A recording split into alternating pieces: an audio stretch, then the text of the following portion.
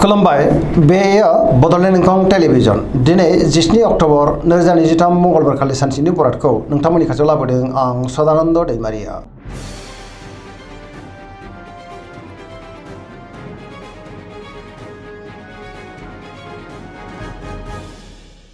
सिगां फरायनो लादों मेष राशि गिबि हांखो अ ल दिनैनि साना जोबोर मोजां बहानिफ्रायबा मोजां खौरां फैनोबो हागौ जेनिबो आंखाल जानाय नङा जेरावबो दिनै देरहासारगोन सुथुरखौ दिनै गोरलैयैनो फेजेननोबो हागोन बहाबा थाङोब्ला दिनै जोबोर मोजां आरो मोजाङैनो हान्थिनोबो हागोन मावनो लानाय खामानिखौ थि समावनो आरो गोरलैयैनो मावफुंनोबो हागोन देहाया दिनै मोजाङैनो थागोन बहानिफ्रायबा मोजां खौरां मोननानै गोसोआ दिनै जोबोर गोजोनगोन रांखावरियाव जोबोर मोजां बेफार फालांगियावबो जोबोर मोजां मुलाम्फा मोननो हागोन आयाबो दिनै बांनो हागौ न'खराव अनलायनाय फैगोन बिसि फिसायनि गेजेराव मोजां सोमोन्दो थागोन गुबुननि गोसोखौ दिनै गोरलैयैनो बोनोबो हागोन गोसोनि बोलोआ बांनो हागौ समाजाव दिनै मान मोनगोन लाइमोनफ्रा जोबोर रमान्टिक जागोन आरो गावबा गावनि गोसोनि साननायफोरखौ फोरमायलायनोबो हागोन पजिटिभ एनार्जिनि गोहोम गोग्लैगोन।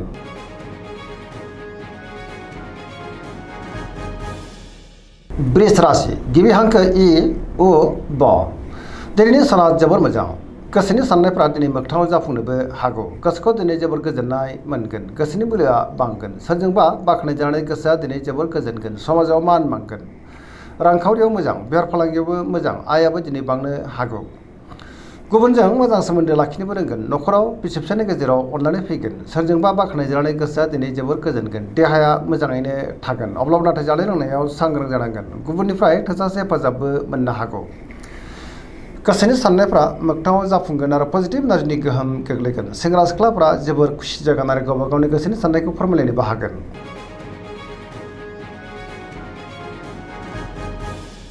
मिथुन राशि गिबि हांखो ख स दिनैनि साना जोबोर मोजां गोसोखौ दिनै जोबोर गोजोननाय मोनगोन सोरजोंबा बाख्नायजानानै गोसोआ दिनै जोबोर गोजोनगोन गियाननि आंखाल जानाय नङा गोसोखौ जोबोर गोजोननाय मोनगोन गोसोआ दिनै जोबोर रमान्टिकबो जागोन देहाया मोजाङैनो थागोन रांखावरियाव मोजां बेफार फालांगियावबो मोजां होनजायो न'खराव अनलायनाय फैगोन समाजाव गोबां मान बांगोन गोसोनि बोलोआ दिनै बांनो हागौ मावनो लानाय खामानिखौ थि समावनो आरो गोरलैयै मावफुंनोबो हागोन सोरबा लोगोनिफ्राय थोजासे हेफाजाबबो मोननो हागौ गुबुननि थाखाय दिनै गोबां मोजां खामानि मावनानै होनोबो हागोन आरो गोबां मोजां खाबुबो दिनै मोननो हागौ।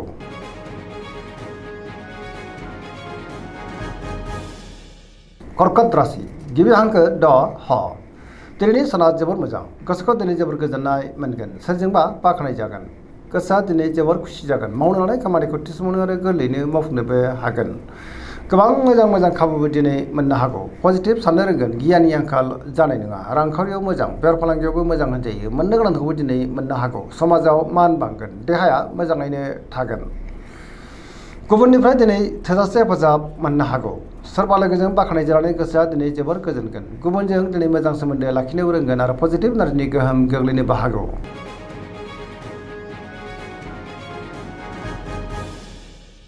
सिंह राशि गिबि हांखो म ट दिनैनि साना मोजां आरो गाज्रिनि गेजेरजों बाबेनलांनो हागौ गोसोआव गोनो गोथो साननाय फैनोबो हागौ गुबुननि थाखाय नाङा फाङा जेंनायाव गोग्लैनांनोबो हागौ आरो नेगेटिभ साननाय फैनोबो हागौ मावनो लानाय खामानिखौ मावफुंनो हायोब्लाबो माबा नङा माबा मोनसे गोरोन्थिबो जालांनो हागौ सोरबा लोगोनिफ्राय हरखाबै गाज्रि खौरांबो फैनो हागौ बहाबा दावबायनाय एबा हान्थिनो खाबु मोनगोन रांखावरियाव मोजां बेफार फालांगियावबो मोजां होनजायो सोरजोंबा नाथाय रायखोमा जानोबो हागौ न'खराव अनलायनाय फैगोन गुबुननि गोसोखौ बोनो गोब्राब जागोन देहाया दिनै बारा मोजां थानाय नङा गोबां रोखोमनि देहायारि जेंनाजों मोगा मोगि जानांनोबो हागौ गुबुननि थाखाय नाङा फाङा जेंनायाव गोग्लैनांनोबो हागौ।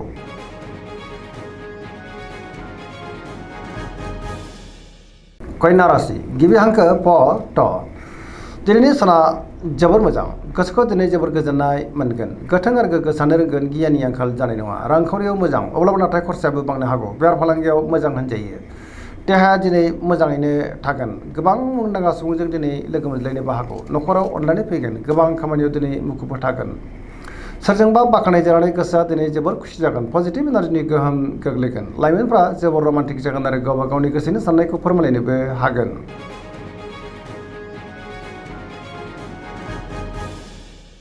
तुला राशि गिबि हांखो र ट दिनैनि साना मोजां आरो गाज्रिनि गेजेरजों बाबेलांनो हागौ गोबां रोखोमनि जेंनाजों दिनै मोगा मोगि जानांनोबो हागौ सोरजोंबा रायखोमा जानोबो हागौ गोसोनि साननायफ्रा देबार नांगोन मावनो लानाय खामानिखौ मावफुंनो हायोब्लाबो माबा नङा माबा मोनसे गोरोन्थिबो जालांनो हागौ देहाया दिनै बारा मोजां थानाय नङा, मेंनाय मोनगोन, हरखाबै सोरबा लोगोनिफ्राय गाज्रि खौरांबो फैनो हागौ।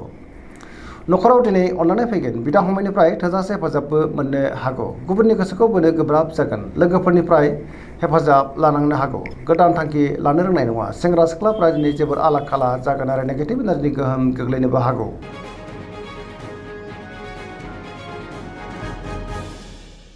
वृश्चिक राशि गिबि हांखो न स दिनैनि साना जोबोर मोजां, पजिटिभ एनार्जिनि गोहोम गोग्लैगोन, मोनफ्रोमबो बिथिङावनो जाफुंसारगोन, समाजाव लोगो लेवा बांगोन, गोबां मोजां खाबुबो दिनै मोननो हागौ।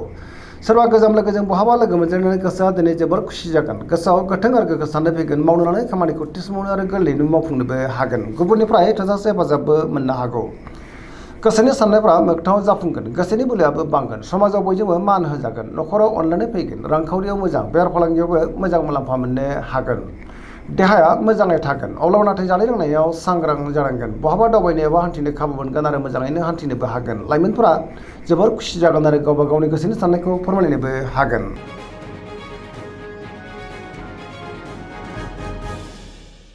धनु राशि गिबि हांखो ध फ भ दिनैनि साना मोजां आरो गाज्रिनि गेजेरजों बाबेनलांनो हागौ। गोसोआव गोनो गोथो साननाय फैगोन, गुबुननि थाखाय दिनै नाङा फाङा जेंनायाव गोग्लैनांनोबो हागौ। गोबां मोजां खाबुफोरा दिनै गोमालांफिननोबो हागौ। गोसोनि साननायफ्रा देबार नांगोन, गियाननि आंखाल जानोबो हागौ। रांखावरियाव मोजां, अब्लाबो नाथाय खरसाया बांगोन, बेफार फालांगियाव मोजां होनजायो, समाजाव मान मोननो हागोन। बहाबा हान्थियोब्ला लामा सामायाव सांग्रां जानांगोन। देहाया दिनै बारा मोजां थानाय नङा, गोबां रोखोमनि देहायारि जेंनाजों मोगा मोगि जानांनोबो हागौ। जानाय लोंनायाव सांग्रां जानांगोन। न'खराव बिसि फिसायनि गेजेराव अननानै फैगोन, गुबुननिफ्राय थोजासे हेफाजाब मोननो गोब्राब जानोबो हागौ। लाइमोनफोरनि गोसोआ दिनै जोबोर आला खाला जागोन आरो नेगेटिभ एनार्जिनि गोहोम गोग्लैनोबो हागौ।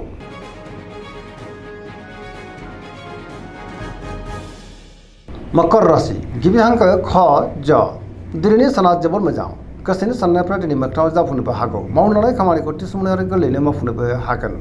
सोरजोंबा बाख्नाय जानानै गोसोआ दिनै जोबोर खुसि जागोन, गोबां मोजां खाबुबो दिनै मोननो हागौ। रांखावरियाव मोजां, बेफार फालांगियाव मोजां होनजायो, आयाबो बांनो हागौ। गुबुनजों मोजां सोमोन्दो लाखिनो रोंगोन, मोनफ्रोमबो खामानियावनो दिनै मावफुंनो हागोन।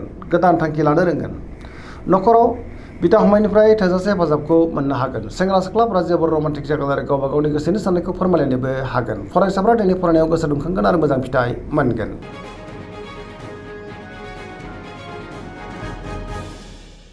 कुम्भ राशि गिबि हांखो ग स दिनैनि साना जोबोर मोजां, गोसोखौ दिनै जोबोर गोजोननाय मोनगोन, गोबां मोजां खाबुबो दिनै मोननो हागौ। मावनो लानाय खामानिखौ थि समावनो आरो गोरलैयैनो मावफुंनोबो हागोन। बहाबा दावबायनो एबा हान्थिनो खाबु मोननो हागौ। समाजाव मान मोनगोन, गोबां मुंदांखा सुबुंजों दिनै लोगो मोनलायनोबो हागौ। रांखावरियाव मोजां, बेफार फालांगियावबो मोजां होनजायो।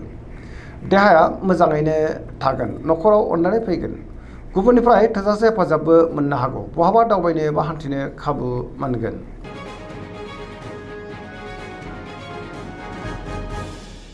मीन राशि गिबि हांखो ड स दिनैनि साना जोबोर मोजां, गुबुननिफ्राय थोजासे हेफाजाबबो मोननो हागौ। गोबां मोजां खाबुबो दिनै मोननो हागौ। गोसोआव पजिटिभ साननाय फैगोन, गोथों आरो गोग्गो साननो रोंगोन, गियाननि आंखाल जानाय नङा, गावनि गोसोनि साननायखौ दिनै गुबुननो फोरमायनोबो हागोन। देहाया मोजाङैनो थागोन। रांखावरियाव मोजां, बेफार फालांगियावबो मोजां होनजायो। न'खराव अननानै फैगोन, सोरजोंबा बाख्नायजानानै गोसोआ दिनै जोबोर गोजोनगोन। गोबां मोजां खाबु दिनै मोननोबो हागौ। लाइमोनफोरनि गोसोआ दिनै जोबोर रमान्टिक जागोन आरो गावबा गावनि गोसोनि साननायखौ फोरमायलायनोबो हागोन। फरायसाफ्रा दिनै फरायनायाव गोसो दुंखांगोन आरो मोजां फिथाइ मोनगोन। पजिटिभ एनार्जिनि गोहोम गोग्लैगोन। दिनैनि राशि फरायथिनाया एसेनोसै। जोबनायाव बेखौनो खावलायो जाहाथे नोंथांमोना सानफ्रामबो जोंनि बे बड'लेण्ड इंखं टेलिभिजनखौ नायबाय थायो आरो साबस्क्राइब खालामो, लोगोसे लाइक खालामो आरो शेयार खालामो। एसेनोसै, गोजोन्थों।